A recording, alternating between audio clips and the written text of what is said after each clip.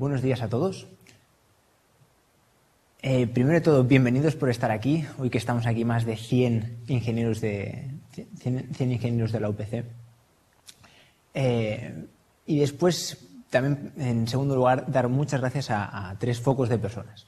El primero, Universidad Politécnica de Cataluña, que nos están ofreciendo esta sala y estos servicios. En segundo lugar, a Futur Civil, que han sido los que nos han invitado y han traído a este evento. Y, por último, a la Facultad de Caminos, que estéis todos bastante relacionados con ella. Para empezar la presentación de hoy, me gustaría primero explicar el problema y un poco contando mi historia, que es hace unos pocos años. Yo estaba haciendo ingeniería y tercero, cuarto, quinto de carrera. Entonces ves que un examen, otro examen, otro examen, te acercas al abismo del mundo laboral y dices, ¿qué va a pasar aquí? ¿Qué va a pasar? Un poco esto, ¿no? Y entonces, no sé si os pasa a vosotros, que solamente estáis en la misma situación, pero que os quería explicar un poco qué es lo que os vais a encontrar fuera o un poco el contexto exterior. Y me quedaba con estos dos datos. El primero es que actualmente en España hay un 55% de desempleo para estudiantes o para gente menores de 25 años, que os engloba a vosotros. Y el segundo aspecto es un poco de lo que vamos a hablar hoy, que son procesos de selección en consultoría. En concreto, una de las firmas, que es McKinsey & Company, es dentro de un ranking que hace Forbes, está catalogada como la empresa más difícil en cuanto a sus procesos de selección. Teniendo esos dos ejes, vamos a ver hoy la solución. Me gustaría preguntaros primero qué os recuerda esta slide. Algunos ponen cara de a lo mejor una bandera o algo así. En esta slide viene resumida quién soy yo, por qué estoy aquí y la solución al problema. Y os lo he puesto en 4 puntos. El primero es hace unos años pues recibí 7 ofertas como candidato en consultoría. El segundo, he preparado más de 1000 estudiantes de todo el mundo, de varias universidades que ahora veremos en la siguiente slide. El tercer bloque es que estuve haciendo durante 2 años y medio más o menos una investigación entrevistando a más de 100 consultores de McKinsey, BCG, Bain, A.T. Kearney, Accenture, Deloitte y todas estas para entender mucho mejor cómo funcionaban sus procesos, etc. Y por último, actualmente tengo mi firma de consultoría estratégica y tecnológica y somos un grupo de ex-McKinseys, ex-Googles y ex-Deloittes. Yo soy ex-Deloitte, que hacemos proyectos de esta temática. Un poco dónde han acabado a la gente que hemos preparado. Aquí tenéis las firmas que salen en el primer bloque. Y el segundo bloque es un poco estudiantes de dónde suelen provenir a la gente que hemos preparado, tanto de Stanford, MIT, London Business Schools, IS. Visto esto, aquí tenéis segmentado, como solemos hacer en consultoría, el divide y vencerás, el proceso de selección, el problema. Y os lo he dividido en 4 partes. Una primera que sería un poco el ver qué es consultoría. Oye, me gusta lo que se hace ahí, qué salarios hay, cómo es el día a día. Y ver un poco la dificultad de entrada. El segundo bloque, la aplicación, que es, oye, yo me he decidido entrar, pero ¿cómo preparo mi currículum enfocado a consultoría, mi cover letter? ¿Cómo hago contactos entre la gente que está por ahí? El tercero es un pequeño test que se hace de test lógico, verbal, matemático, etc. Y por último, el case interview, que es la parte más difícil del proceso de selección. Antes de proseguir, me gustaría que levantaseis la mano los que creéis de las 4 etapas, Award, Application, Test and Case Interview, creéis que estáis en la primera etapa. Es decir, que os gustaría saber un poco más de qué es consultoría, etc. Muy bien. Bajando la mano, y ahora nos quedaríamos solo con aquellos que creéis que estáis en la etapa 2. Es decir, estáis preparando el currículum, la cover letter, etc. Muy bien. Y la parte 3 sería aquellos que estáis o en procesos de hacer algún test de este estilo o incluso habéis hecho algún case interview ya con alguna empresa o con vuestros compañeros y os gustaría profundizar más. Vale, muy bien, ya podéis bajar las manos. Más o menos tenemos que un 50% de los que estéis aquí estaríamos en el primer bloque de introducción y que es consultoría, y después a medida que vamos bajando nos vamos quedando con menos gente. Al final he visto que hay 8 o 10 que habéis estado por estos procesos. Entonces, ahora viendo este mapa que tenemos del problema, para simplificarlo hoy me voy a focalizar en la presentación en 3 puntos, que son los que os he indicado ahí: el aware, el application y el case interview, que daremos alguna pincelada. En cuanto al primer bloque, que es un poco de introducción de qué es esto de consultoría, me parece interesante explicar qué es, en concreto, la consultoría estratégica. Aquí os he puesto una pirámide organizativa o de una empresa, donde suele haber en la parte de abajo todos los empleados. Una siguiente rango, podríamos decir, pues gente o puestos más senior o gerencia intermedia, y después, por último, los altos cargos directivos. Consultoría estratégica lo que hace principalmente es aconsejar en situaciones ya sea o problemáticas, difíciles, o para mejorar también a los cargos de alta dirección, el CEO, directores generales. Esto es lo que se hace y lo que hacemos en consultoría estratégica. El segundo punto es, vale, muy bien, sé lo que hacemos, pero, oye, ¿cuáles son los nombres que se mueven por ahí? ¿Qué es lo que hay? Y entonces hay un ranking que lo hace Vault y clasifica las mejores empresas por rango. Y en concreto este es dentro de consultoría, las que tenemos. Que algunos sonarán, que han estado por aquí recientemente: Accenture, McKinsey, BCG, Deloitte, Price, etc. Algunos sonarán. Y la tercera cosa interesante que me gustaría explicaros sobre un poco qué es esto de consultoría es, oye, ¿esto es lo mío? ¿Cómo es el día a día? ¿Qué tal es esto de los salarios? Cosas que a lo mejor a través de otras fuentes pues nos es más complicado enterarnos o es más difícil de encontrar esta información. Entonces me gustaría, os pongo aquí como los siete rasgos a destacar. El primero sería diversidad. Es muy interesante consultoría porque siempre cambias. Hay un cambio y desafío continuo, en positivo. Cambias sobre 3 ejes: de gente, con la gente que estás trabajando, con tus gerentes, con tu cliente; de proyecto, el que estás haciendo. Un día estás, por ejemplo, intentando incrementar ventas, otro reducir costes, otro ver cómo internacionalizar una empresa, etcétera, de proyecto. Y el tercero, de localización. Según la firma, pues a veces estarás haciendo un proyecto en Barcelona, pero a lo mejor tienes un cliente que está en Colombia y nos vamos a Colombia, o que está en Brasil y nos vamos a Brasil. Localización. El segundo punto es los empleados. Es muy interesante esta industria, o sea, consultoría, porque la gente que va ahí, como los procesos son tan difíciles, y después veremos algún dato sobre esto de difíciles, la gente que está ahí es en general gente muy lista, con mucho potencial. ¿Qué pasa? Que este tipo de gente, al cabo de los pocos años, suele estar en cargos muy altos y es una red de contactos muy interesante. La tercera, flexibilidad. Pues más bien poca, porque se trabaja muchas horas al día y hay que viajar mucho, porque solemos trabajar en cliente. El cuarto punto es el training o un poco la formación. Muy interesante porque para este crecimiento se potencia con mentorización personal de un cargo superior, cursos tanto al inicio como durante las distintas etapas. Y después, en algunas consultoras, se financia y se da acceso a un MBA. Algunas de ellas dentro de las top escuelas de negocios. El siguiente punto es la política de crecimiento, que es como una espada de doble filo.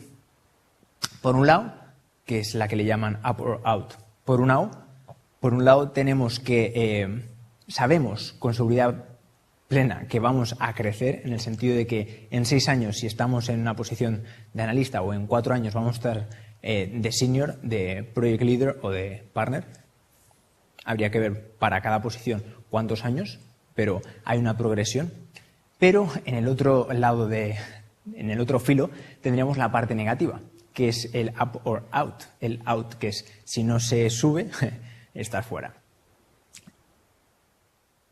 Y la siguiente cosa que querría considerar es tareas. Un poco, oye, ¿qué se hace en el día a día de un consultor estratégico?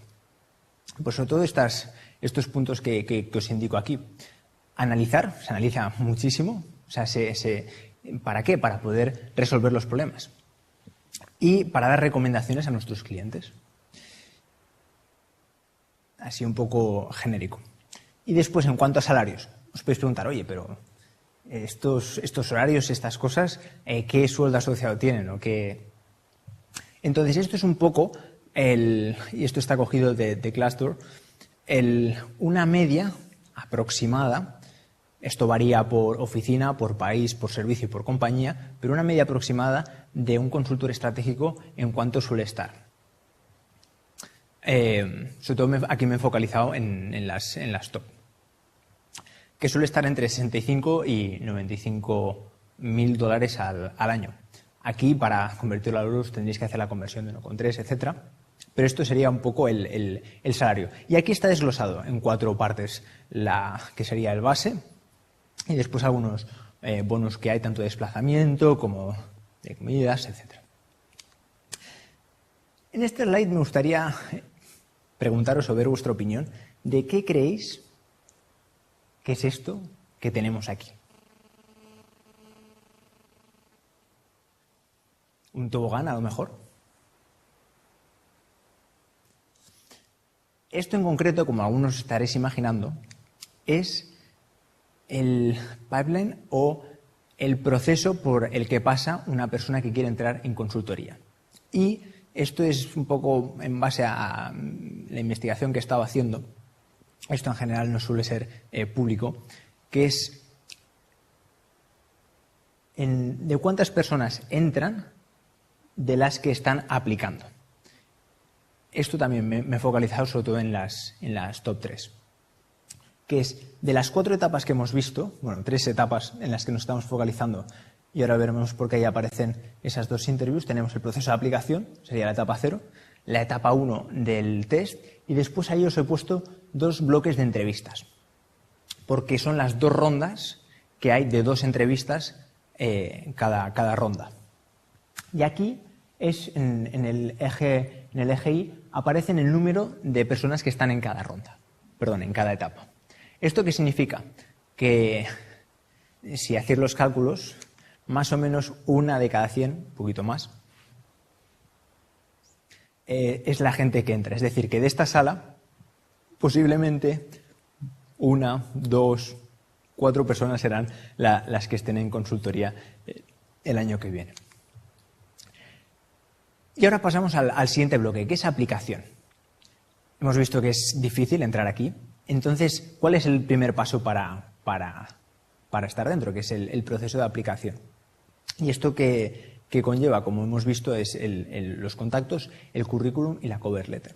En cuanto al currículum, aquí y también en las siguientes slides, me ha gustado focalizarme más que hablar sobre cómo hacer un currículum, que de esto hay 1000 libros, 1000 vídeos, y habéis ido todos a cantidad de sesiones.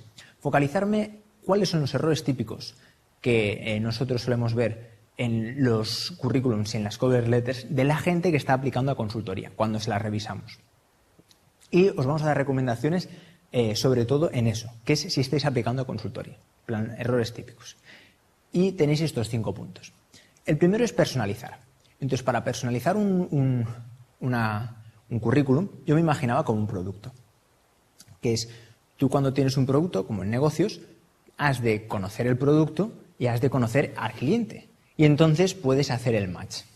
Aquí es lo mismo. Y por eso os ponía know one sell, que es para poder personalizar vuestro currículum tenéis que conocer a quién se lo estáis vendiendo o a quién se lo estáis dando En concreto, esto sería la empresa de consultoría que está al otro lado y cuando lo tengáis, personalizar vuestra oferta. El segundo punto es results mejor que tasks, mejor que titles. ¿Y esto qué significa? Yo lo pongo con un ejemplo. Título.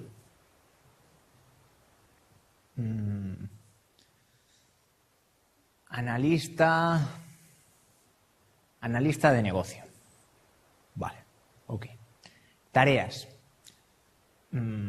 Intenté incrementar ventas y hacer un proyecto en toda España. ¿Vale? Resultados.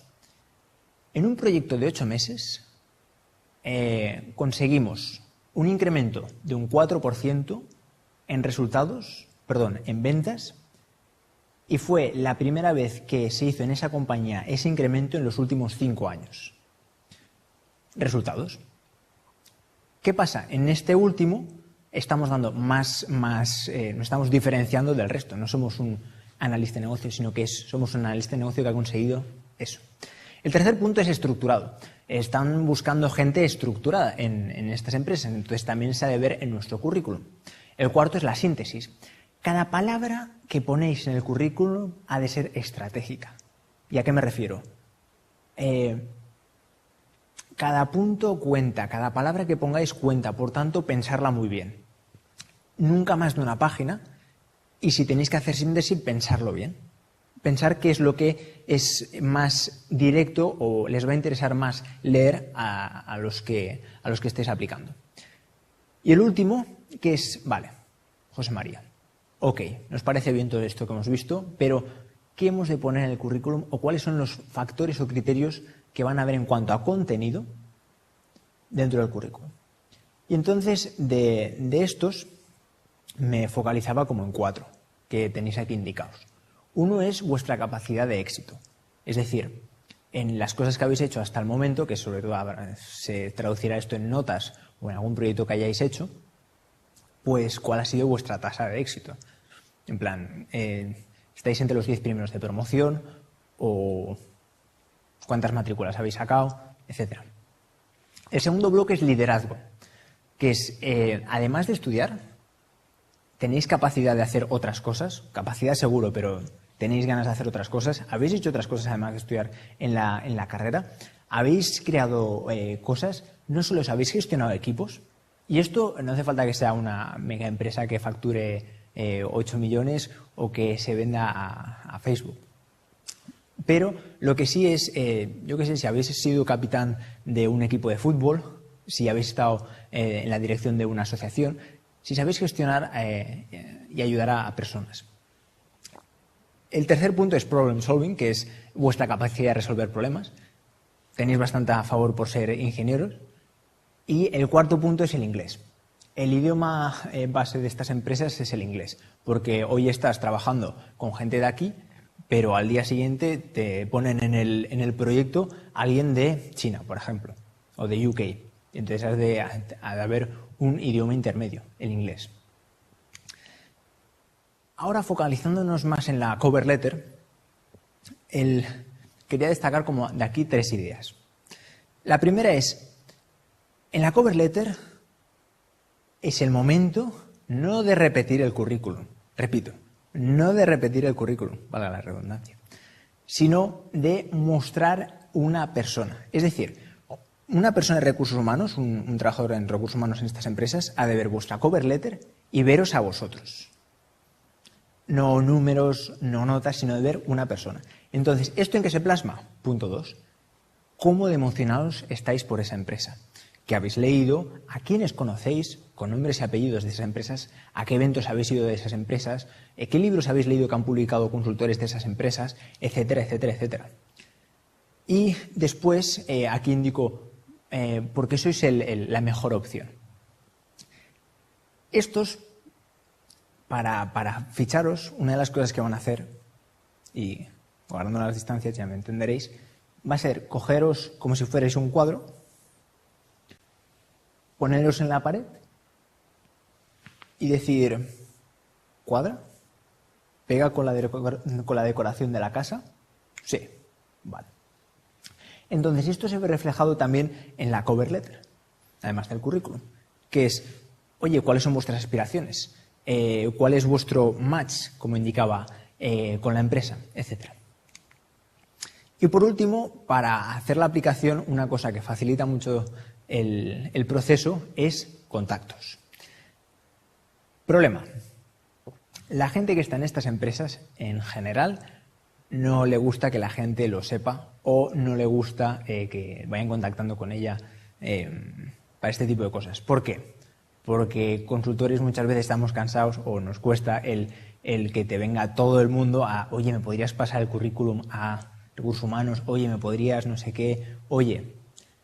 Entonces, pues si tienes, por ejemplo, un ex McKinsey en el sillón de tu izquierda, no sé si es el caso ahora, pues seguramente no te lo diga. Pongo este ejemplo por poner otro, pero para entenderlo. Entonces, ¿qué pasa? ¿Cómo hacer contactos con este tipo de perfiles? Aquí os lo he segmentado el problema como en dos bloques. Uno, aprovechar el potencial que ya tenéis. Y dos, cómo incrementarlo. En cuanto al primer bloque, que es aprovechar lo que ya tenéis, ojo, si os paráis a pensar, la gente que habéis estado en bachillerato, en la carrera, en el curso de inglés que hicisteis en verano, en el torneo de fútbol que estéis apuntado, etcétera, etcétera, os va a salir cantidad de gente que conocéis. La pregunta es ¿con cuántos conserváis el trato, etcétera, con todos ellos? Para esto, y un poco también haciendo referencia al siguiente bloque de gestionar cuando vais a una sesión, etcétera, quería hacer una expresión que se llama en consultoría the acid test, que es ¿cuántos de vosotros, que levanten la mano, han mirado mi perfil de LinkedIn antes de venir aquí? 6 personas. Ok. Esto nos da a ver un poco de cómo gestionar los contactos. Previsión antes, mirarlo en LinkedIn, durante y después, manteniendo el trato. Y en el cómo crear más, pues aquí da más ideas como forums, estos que tendréis de aquí a poco, la red de alumni, etc. Eso sí, os di como un punto aquí, os lo ponía subrayado, como de fondo y clave para a la hora de hacer contactos o de hacer conexiones a nivel profesional, que es intentar ayudar a la otra persona. Uno, porque ayudar es bueno.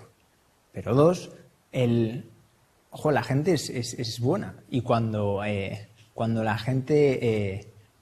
cuando das a la gente te quiere agradecer el favor al final. Pero aunque no lo hagamos por eso, dices, esto pasa. Entonces, intentar ayudar a la otra persona. Es decir, antes de pedir un favor, intentar nosotros hacer un favor. Entonces, cuando estamos en un evento o lo que sea, pensemos, oye, ¿cómo podemos ayudar a la otra persona? Y ahora entramos en el case interview, que es como el core, ¿no?, del proceso de selección o la parte más difícil de todas. La mayoría de vosotros, como me habéis comentado, nunca habéis hecho un case interview, entonces más que entrar en detalle, que eso lo daremos en otras sesiones, os he puesto como una introducción de 3 posibles entradas de un case interview. Que es yo, como entrevistador, os pregunto, oye, mi empresa está decreciendo un 3% en ventas, ¿le puedes ayudar? O, oye, ¿cuántas ruedas de coches se venden en España al año? Tienes 4 minutos para decírmelo. O, ¿qué país escogemos para internacionalizar nuestro producto? ¿Qué me aconsejarías? ¿Por qué? Además de esto que sería como el case interview, también se suele dejar un pequeño espacio para lo que algunos le llaman la leadership interview, que es en la que tú puedes explicar un caso personal, ya sea mientras estabas estudiando, o si has hecho prácticas, o en el ámbito personal de una situación difícil que hayas tenido, cómo la has solucionado y cómo has gestionado a tu equipo. Entonces, hoy, como no queríamos entrar en detalle en qué es esto del case interview, simplemente os he indicado aquí de los 8 errores típicos que nuestro análisis nos ha dado, que son los errores que más comete la gente en los case interviews, me quería focalizar solo en 5 para aquellos que vayáis a empezar a entrenar estos estas entrevistas, que son, y aquí he segmentado en problema y solución. El problema típico que nos encontramos es que el entrevistado que tenemos delante no entiende el problema o intenta dar solución a algo que no le estamos pidiendo, o empieza a dar soluciones antes de entender el problema.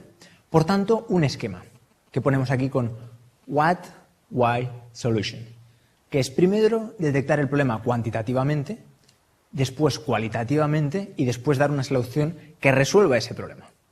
El segundo punto, que es framework oriented. A veces estamos muy acostumbrados cuando venimos del mundo estudiantil de, oye, me leo 7 libros y lo tiro adelante. Me leo esta biografía y venga, ¿no?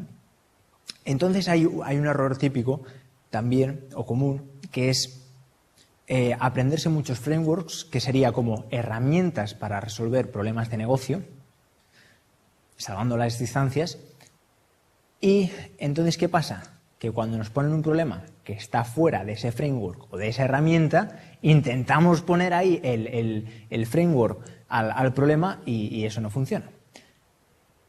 Entonces, ahí se aconseja el método científico. No vamos a entrar, pero a la hora que os suene que a la hora de estructurar vuestros problemas es clave usar el método científico, más que el otro que hemos visto. El tercero es pensar en silencio. ¿Y a qué me refiero con esto? Cuando os está entrevistando el consultor, lo que quiere es saber cómo pensáis, porque es cómo vais a resolver los problemas cuando estéis dentro de la firma. Por tanto, si estáis pensando en silencio, difícilmente os va a poder analizar o os va a poder ver si es lo que está buscando. Por tanto, tenéis que pensar en alto. Ya sé que cuesta al principio, pero es necesario. El cuarto punto es la velocidad o corrección en números, pero aquí seguramente al estar en ingeniería lo tendréis más fácil y esto se resuelve entrenando.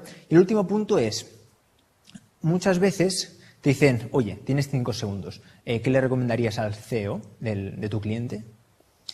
Entonces, uno suele tener la tentación de resumir todo el proceso del caso. Os hago una pregunta.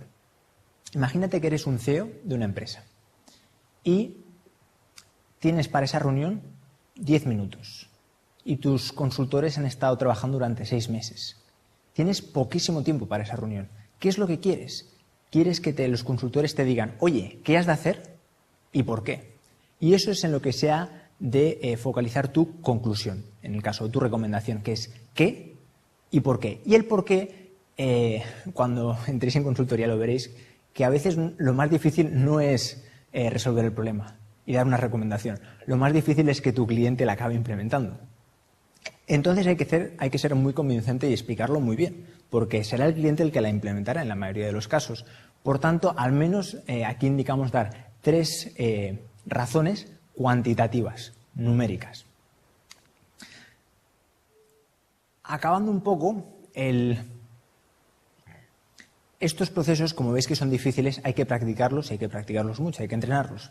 Entonces, para ello, en el libro que he sacado hace poco, de Case Interview for Engineers, os explico ahí cómo usar el check-in case. ¿Esto qué es? Esto sería como una autoevaluación que podéis hacer cuando entrenéis entre compañeros, por ejemplo, gente que estéis en esta sala, pues para poderos evaluar uno al otro. Y después, cuando ya hayáis hecho 15, 16, varias entrevistas, entonces podéis ir a un experto ¿para qué? Para que os pueda dar un feedback más detallado.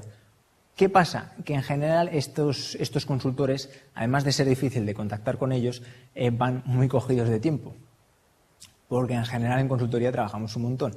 Entonces va a ser difícil que encontréis a alguien que os pueda hacer un case interview. Por eso, esta es la metodología que os recomiendo para entrenar. Esto sería un poco la slide resumiendo qué cosas hemos visto principalmente y qué canales hay para practicarlas. Pero yo lo sintetizaría en una palabra, que es train, train, train. Practicar, practicar, practicar. Yo os pongo un ejemplo. o un caso que me explicaron, que es de esta universidad, primero de telecomunicaciones, va a aplicar a una de las firmas, a una de las top 3, y dice, esto ningún problema, voy con mi lápiz, buen humor y adelante. Y no pasó de la primera entrevista, pero dices, es que es normal, no pasa nada. Eso sí, al año siguiente dijo, me lo voy a preparar, se lo preparó a saco, mucho, y ahora está en esta firma y bueno, ha sido, sin dar más detalles, pero está creciendo un montón y es una pasada como consultor. Entonces, ¿a qué me refiero con esto? Esto, aunque seáis primeros de promociones, aunque hayáis hecho prácticas en 4 empresas súper importantes de 4 países distintos, este proceso hay que entrenarlo. Un poco ahora para mantener el contacto acabando esta sesión, os doy como 4 vías, 4 canales.